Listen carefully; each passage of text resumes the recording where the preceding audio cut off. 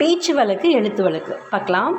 பேச்சு வழக்கு தலகாணி, எழுத்து வழக்கு தலையணை. தலகாணி அப்படின்றது தவறு. சரியான எழுத்து வழக்குனா தலையணை தான்.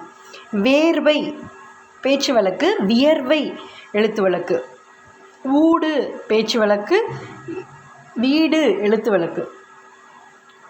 தண்ணி பேச்சு வழக்கு தண்ணீர் எழுத்து வழக்கு. விலை பேச்சு வழக்கு விலை அப்படின்றது எழுத்து வழக்கு.